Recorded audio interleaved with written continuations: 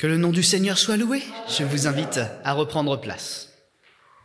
Ce matin, notre lecture se fera dans l'Évangile selon Luc au chapitre 15, les versets 1 à 7. Évangile selon Luc, chapitre 15, versets 1 à 7.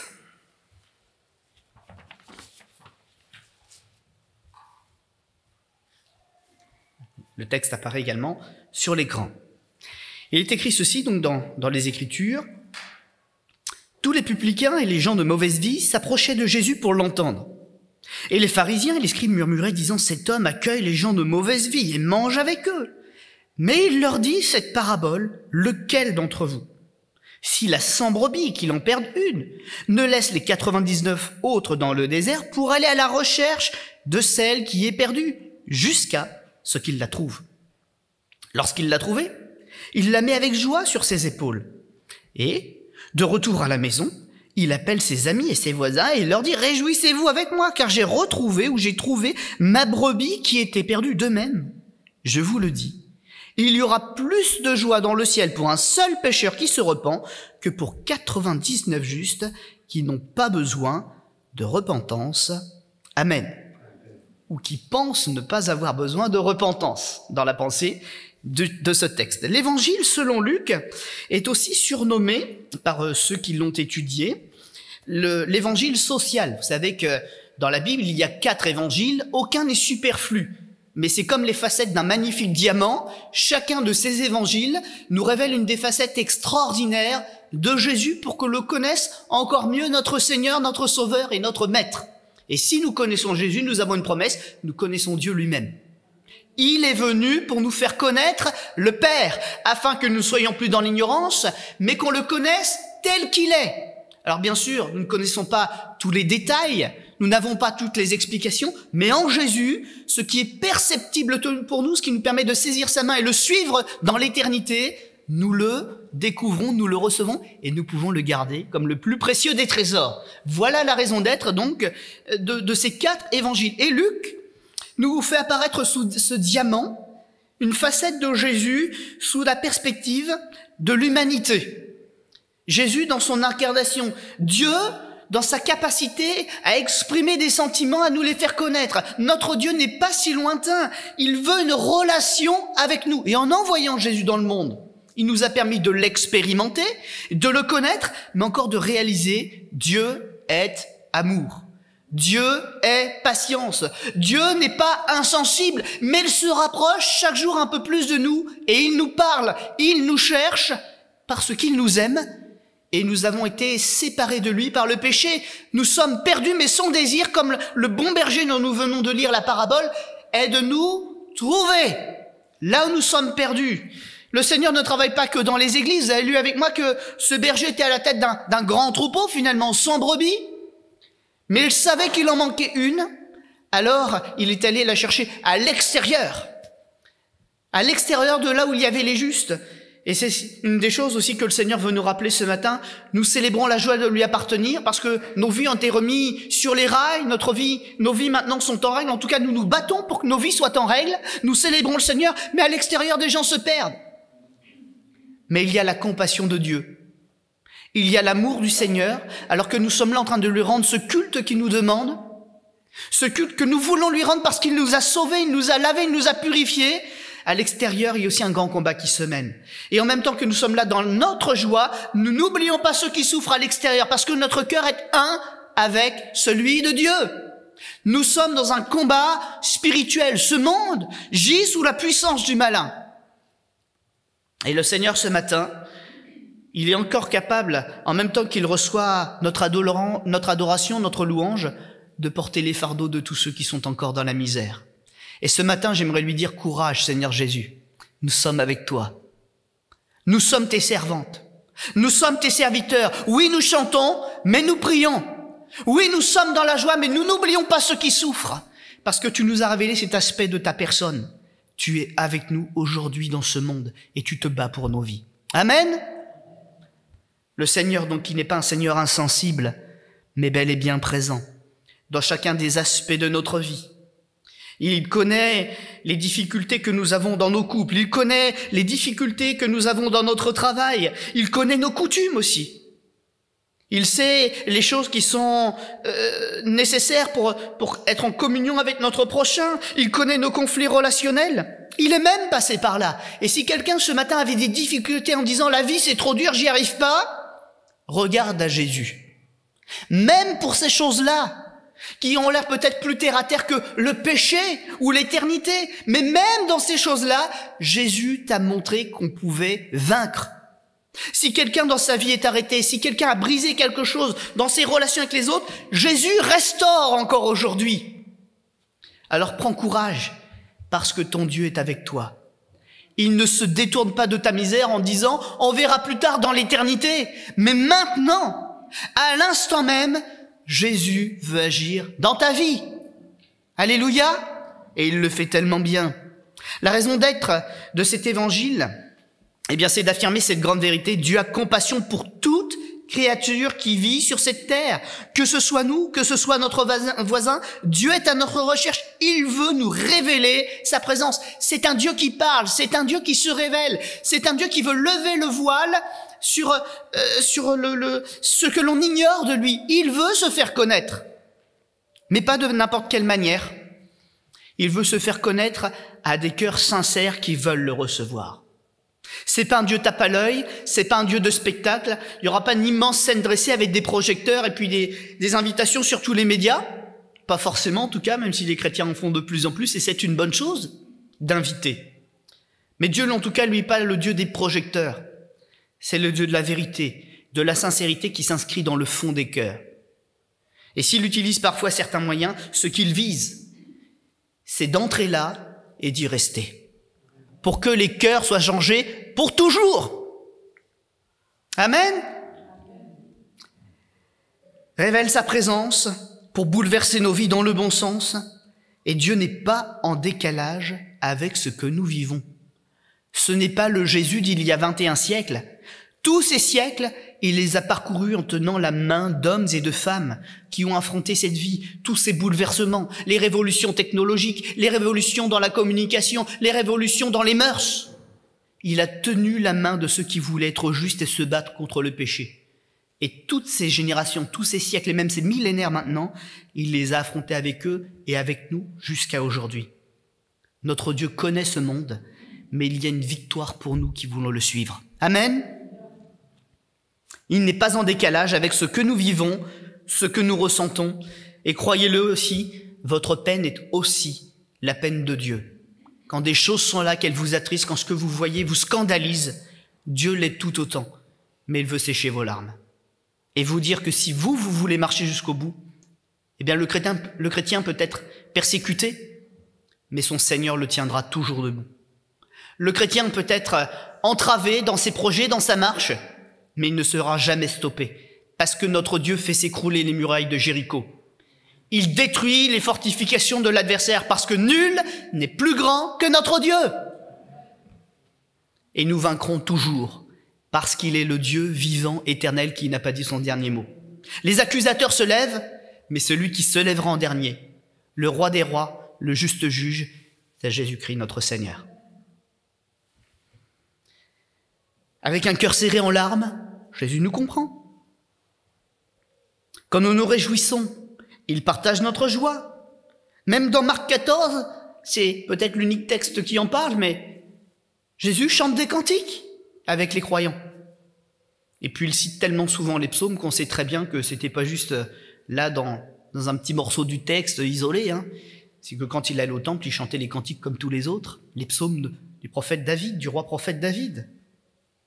Partage un repas avec des amis et même parfois avec des gens de mauvaise vie. Est-ce qu'ils étaient tous sur le point de se convertir? Non, parfois il était avec des gens qui avaient l'air bien puis qui étaient en fait des ennemis. Vous savez que dans certaines festivités, certains avaient un cœur plein de duplicité pour l'accuser, mais ils savaient ce qu'il y avait au-dedans d'eux, dit l'Écriture. Mais est-ce qu'il s'est détourné de cette rencontre? Non. Parce que même à eux, il avait quelque chose à leur dire. Et partout où il y avait des âmes à sauver, Jésus s'est manifesté. Je crois qu'il se manifeste donc au milieu de nous, mais je crois qu'il se manifeste aussi en ce moment à l'extérieur. parce qu'il est partout, notre Dieu. Il n'est pas non plus dépassé. Si quelqu'un peut-être a dû laisser sa famille parce que sa famille est totalement hostile à l'évangile, dans la haine même envers vous parce que vous avez choisi ce matin de ne pas être avec eux, mais avec Jésus, je crois que le Seigneur peut encore agir pour eux tout à l'heure. Et je crois que ce que nous faisons n'est pas une perte, mais c'est un investissement. Aujourd'hui, on grince des dents, on dit oui, mais tu devrais être comme ça, tu devrais être ci, tu devrais pas être engagé comme ça dans l'église. Mais nous l'avons lu aussi d'ailleurs dans le proverbe tout à l'heure, sur l'instant quand on redresse l'injuste, il n'est pas content, mais plus tard on le retrouve parce qu'il dit tu avais raison. Et je crois que ce matin nous semons des graines de salut dans beaucoup de cœurs. Et Jésus nous a enseigné donc par son exemple cette réalité aussi. Il peut être aussi, comme nous pouvons l'être nous également, au chevet d'une famille qui a perdu un enfant. Jésus n'était pas que le grand prédicateur des foules, il était aussi dans le concret, dans le dur de ce monde. Un père qui perd un enfant. Souvent les prédicateurs font cette remarque. Un enfant qui perd ses parents, c'est un orphelin, mais un parent qui perd son enfant, il n'y a pas de mots. Et Jésus, il est là dans les grands moments, comme dans les tout petits. Mais lui, il n'est pas dépassé, il a toujours le mot juste. Un mot de Jésus nous renvoie libres. Il n'y a pas plus besoin que cela. Je crois même qu'un regard de Jésus peut rendre libre. Je me rappelle de cette jeune sœur, cette sœur qui rendait témoignage, qui disait que pendant longtemps on l'entendait parler de Dieu, elle ne comprenait pas qui il était, elle fréquentait des églises, dans sa famille aussi quelques-uns avaient commencé à s'avancer vers la foi.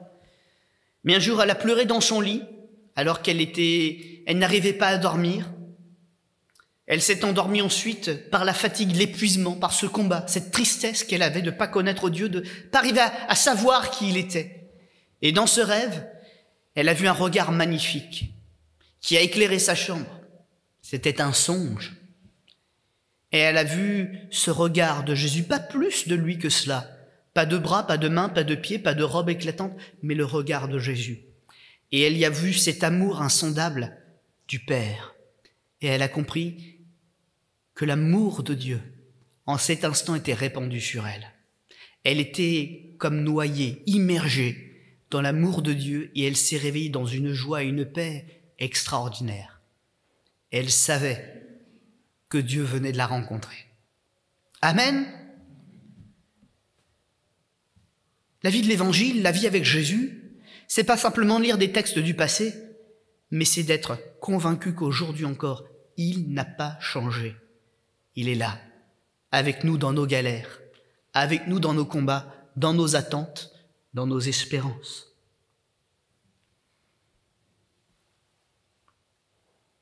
Petite partie donc des activités de Jésus, ce qu'il accomplit et qu'il fait encore avec nous aujourd'hui, c'est ce que nous venons de rappeler.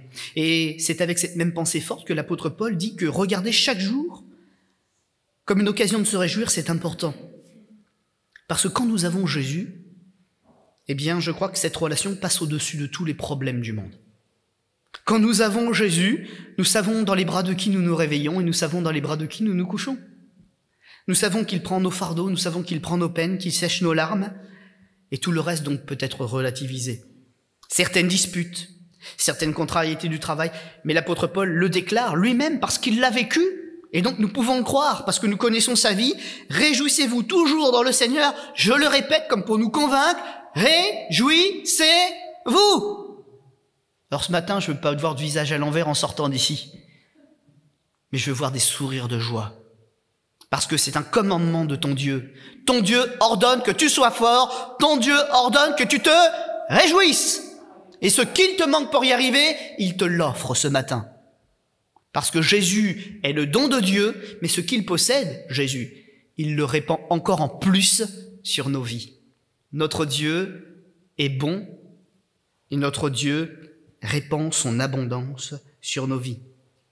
Nous sommes appelés donc à jouir de la paix qui coule de notre salut, de notre relation avec Jésus, et à demeurer maintenant dans une fête perpétuelle au fond de notre cœur. Nous savons qui nous avons invités là. Nous savons qui fait le ménage dans notre cœur. Nous savons qui s'est installé et que cette personne ne nous trahira jamais. Je sais pas le parcours exact de votre vie. Je vois les gens assis sur les chaises, certains à côté de leur conjoint. Merci Seigneur pour ces couples. Mais à l'origine de cela, il y a peut-être une première fréquentation qui n'a pas fonctionné. Il y a peut-être eu quelquefois des fiançailles qui ont été rompues. Il y a peut-être eu un temps dans le monde où les choses étaient mal faites avant de venir à Jésus et de bien faire les choses. Ça, je ne connais pas les détails. Ça appartient aussi à l'intimité de chacun, je ne poserai jamais la question. Mais je me réjouis de ce que le Seigneur nous donne un renouveau et des victoires.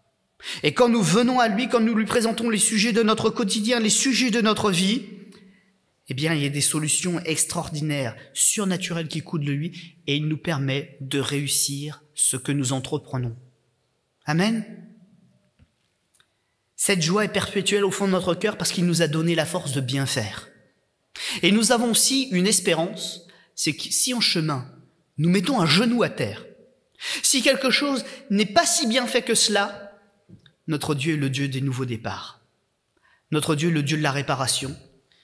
Et notre Dieu est le Dieu de la guérison. Et nous avons toujours l'espérance de pouvoir corriger le tir et d'être pardonnés. Se réjouir, j'ai noté au moins 3 bonnes raisons. C'est parce qu'aujourd'hui, quoi qu'il en soit, c'est une journée que Dieu a voulu, c'est donc un jour nouveau avec ses promesses. C'est donc aujourd'hui une opportunité de vivre des choses nouvelles avec Jésus et d'être encore plus convaincu, si ce n'était pas déjà profondément le cas, qu'il est amour et qu'il a quelque chose en réserve pour notre vie. Il y a un plan de Dieu pour chacun d'entre nous. Et puis, une 3e bonne raison, puisque c'est un jour nouveau, ce sont aussi des forces nouvelles. Et c'est peut-être aussi l'occasion de recevoir cette volonté qui bien souvent nous manque. Vous savez ce que dit l'Écriture? Que l'esprit demande beaucoup de choses, mais que notre chair est, elle est fragile, si vous voulez. Elle va toujours vers le péché. L'esprit est bien disposé, mais la chair est faible. Mais aujourd'hui, c'est aussi le jour où le Seigneur peut augmenter notre volonté, notre force, notre attachement en lui, pour ce qu'on n'arrivait pas à faire hier. Aujourd'hui, on puisse arriver à dire, Jésus, c'est pour toi, je te l'abandonne. Un renouvellement.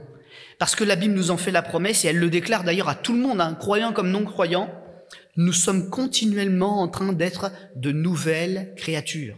C'est pas juste, Jésus a fait de nous de nouvelles créatures, c'est que chaque jour, il ne se donne pas de repos, il est continuellement en train de travailler notre cœur pour que nous soyons des créatures exceptionnelles et renouvelées aujourd'hui. Amen. Il s'en donne du mal, notre Seigneur. Vous vous rappelez ce qu'il a fait pour des hommes, il l'a aussi fait pour des femmes parfois. Et il y a cet exemple extraordinaire de Naomi et de Ruth. Vous vous rappelez cette femme, elle est veuve, elle vit avec sa belle-mère. Sa belle-mère a des tourments, elle a perdu son mari, elle a perdu ses 2 fils, dont l'un signifiait malade et l'autre fragile. Et puis elle se retrouve avec ses 2 belles-filles, l'une la quitte parce que c'est pas qu'elle aime pas sa belle-mère, mais c'est que la vie est dure pour elle, et puis elle est loin de son pays. Elle retourne chez elle. Mais l'autre est restée parce qu'elle a aussi cru dans le Dieu de sa famille, de sa nouvelle famille. Et vous savez, quand on a la foi, même si c'est une petite foi à nos yeux, le Seigneur peut en faire quelque chose. Il n'attend pas qu'on soit parfait, il attend simplement qu'on lui dise « Seigneur, je te donne mon cœur ». Et par la bouche de cette belle-mère qui pourtant n'allait pas toujours très bien, il y a une parole de connaissance qui vient. Et elle affirme à sa belle-fille que Boaz, celui qui peut les sauver en ce temps-là, celui qui a des droits sur leur famille, ne se donnera pas de repos qu'il ait réglé aujourd'hui cette situation. Et je crois qu'il n'y a rien de désespéré. Peut-être que tu viens à l'église depuis longtemps, mais c'est peut-être aujourd'hui le jour que l'Éternel a fait pour toi. Ton courage, ta foi, ta persévérance, Jésus les récompense. Continue de persévérer, de lui faire confiance. C'est un Dieu qui n'a pas dit son dernier mot. Ce matin donc, un nouveau jour que le Seigneur a fait pour nous, c'est un jour de grâce, un jour de victoire. Ce matin, Jésus veut nous rejoindre dans notre vie, là où nous en sommes arrivés, comme c'était le cas aussi pour ses disciples. Vous savez, ces disciples du chemin d'Emmaüs, là, qui étaient repartis découragés parce qu'ils se sont dit, ça y est, c'est fini, Jésus est crucifié, c'est terminé. Et Jésus dit, non, non, non. Et il leur apparaît sur le chemin. Il leur parle, un discours qu'ils connaissaient certainement déjà très bien, hein. Mais justement, si leurs yeux sont incapables de reconnaître leur Seigneur, parce qu'il a certainement été défiguré par tout ce qu'il vient de vivre, ils reconnaissent les paroles qu'il y a dans sa bouche. Ils reconnaissent l'élan du cœur qui est le cœur de Dieu. Notre cœur ne bouillait-il pas au-dedans de nous alors qu'il nous parlait en chemin? Et ces hommes accablés de chagrin, après ces quelques mots de Jésus, cette discrétion à leur côté, parce qu'ils ne l'ont toujours pas reconnu, puis lui, il n'a pas fait de grands éclats, il n'a pas dit « je suis Jésus », il n'a pas fait ça, mais il leur a parlé simplement, intimement, comme si c'était la toute première fois. Et dans leur cœur, c'est remonté. Peut-être que tu es chrétien depuis longtemps, mais peut-être que tu es découragé. Peut-être que tu as l'impression de ne même plus connaître Jésus parfois, mais il est là. Et si tu ne le vois pas, si tu ne le reconnais pas, il est tout à tes côtés. Et si tu n'as pas faibli, si tu trouves la force de venir à l'église, de te relever, de dire à ton âme, tais-toi, écoute, je le louerai encore, c'est parce que c'est Jésus qui est à ton oreille et qui te parle. Il te donne sa force, encore aujourd'hui. Il ne s'est pas détourné de toi, mais il t'aide. Il t'aide à chacun des pas que tu fais. C'est pour ça que tu es encore debout et que tu n'as pas perdu. Alors maintenant, prends-en conscience et marche encore plus vite. Suis-le dans la carrière, cours avec lui, remporte le prix, comme disait l'apôtre Paul. Puisque tu le sais, aujourd'hui tu le loues et tu le suis. Ce matin, le Seigneur aimerait rafraîchir ta vision du monde qui t'entoure, que tes yeux et ton cœur s'ouvrent comme au premier jour où que tu as cru, et que ce soit pour toi un jour tout nouveau, que les écailles qui sont revenues sur tes yeux tombent pour ne plus revenir. Ce jour où tu voulais tout donner au Seigneur, ressuscite-le dans ton cœur. Retire les choses que tu as ajoutées, les choses que tu avais abandonnées, que tu as remises. Aie courage, aie foi en Dieu. Retire-les à nouveau. Reprends le travail là où tu l'as laissé et laisse le Seigneur guérir ton cœur. Ce matin, Jésus ne cherche pas une multitude, forcément. Ça tombe bien, on n'est pas une multitude. Alléluia, heureusement pour nous. Mais nous sommes là à son écoute, parce qu'il est Dieu que nous le reconnaissons ainsi. Et là où 2 ou 3 sont assemblés en son nom dans cet état de cœur, tout devient possible. Il cherche des personnes simples. Il cherche des personnes zélées pour entrer dans sa volonté et accomplir cette volonté. Et nous savons qu'à quelques-uns, même des villes remplies d'hommes intellectuels, remplies de puissances armées, Jérusalem, avec le pouvoir des mots que Dieu nous avait confiés aux premiers croyants, la ville a été entièrement bouleversée. Puis les campagnes, puis les régions d'alentour, et en 2022, le monde tout entier. Vous savez qu'aujourd'hui, on en est à un point où c'est seulement quelques petites ethnies très retirées qui n'ont pas l'évangile dans leur propre langue, et pourtant on y travaille. C'est sur le point de s'accomplir. Et vous savez, peut-être pas, mais je vais vous le dire dans ce cas-là, parmi tous les signes de la fin des temps, le seul qui ne soit pas encore accompli, c'est que toute langue entende dans sa propre langue naturelle l'évangile. Il ne reste que quelques peuplades, et à l'ère d'Internet, des traducteurs automatiques, des écoles où nous apprenons de nombreuses langues. En un instant, nous pourrions être enlevés. Soyons prêts, mes frères et sœurs. Que le feu de Dieu brûle à nouveau en nous. Qu'il ne brûle pas un peu, mais autant qu'on a de force pour le faire brûler. Parce que c'est aujourd'hui le jour que l'Éternel a fait. Mais si demain c'est le jour de son retour, ce sera autre chose. Mais c'est aujourd'hui qu'est l'instant béni, où la grâce peut nous envahir, nous recouvrir, nous inonder et nous faire déborder de l'allégresse de lui appartenir. Ne retenons pas la grâce captive, faisons-la déborder. Quel accès laissons-nous donc encore à la grâce aujourd'hui pour nous changer et nous faire déborder. Un petit cantique qui date d'il y a longtemps, mais qui est toujours pertinent. Vous savez, tout ce que fait Jésus reste pertinent. Et tout ce qu'il nous inspire reste pertinent. Parce que le monde passe, mais le cœur des hommes, il ne change pas. Une parole de Jésus, elle fera toujours son effet. Et cette parole de l'Écriture, c'est « Christ est la réponse ». Christ est ta réponse ce matin. Alors ne traîne pas, ne ralentis pas, déverse devant ton Seigneur ton tracas, ton fardeau, pour qu'il te réponde maintenant.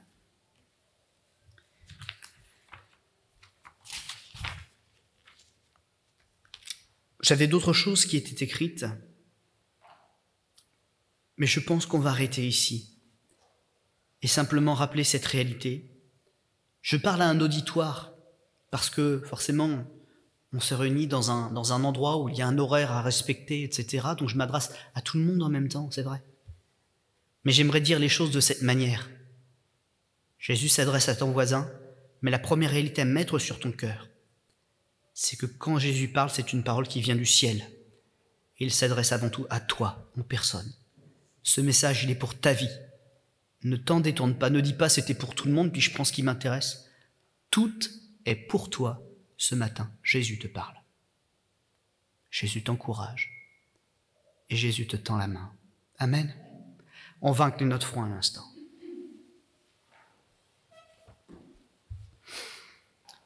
Seigneur notre Dieu, viens au secours de notre foi. Et si notre foi se porte bien, que nous ne soyons pas comme ces brebis dont Jésus nous a parlé, en disant « j'ai pas besoin de repentance, je suis converti », mais que nous soyons dans l'état d'esprit, toujours, que nous devons progresser pour Jésus. Que nous ne fassions pas partie d'un troupeau nombreux en disant « je suis en sécurité, je suis dans le troupeau, je fais partie des 99 qui sont là tous les dimanches ». Mais que mon cœur me dise « oui, j'appartiens à une communauté, mais j'ai besoin de mon berger. Et si je ne le vois pas, si je ne l'entends pas, il me manque. Alors Seigneur, prends soin de moi, j'ai besoin de toi. Même au milieu des 99, tu es mon berger. J'ai besoin de ta voix, j'ai besoin de tes soins, j'ai besoin de ta correction, j'ai besoin de ta consolation. Oh, j'ai besoin de toi, j'ai besoin de ta voix pour me guider, pour m'assurer, pour me sauver et m'envoyer aussi au combat dans ce monde comme toi-même tu l'as fait. Je ne suis pas simplement un mouton de l'enclos ou de la bergerie, mais j'ai aussi une œuvre à faire dans ce monde. Alors s'il te plaît Seigneur, rends-moi capable ce matin d'aller dans le monde prêcher la bonne nouvelle. Amen.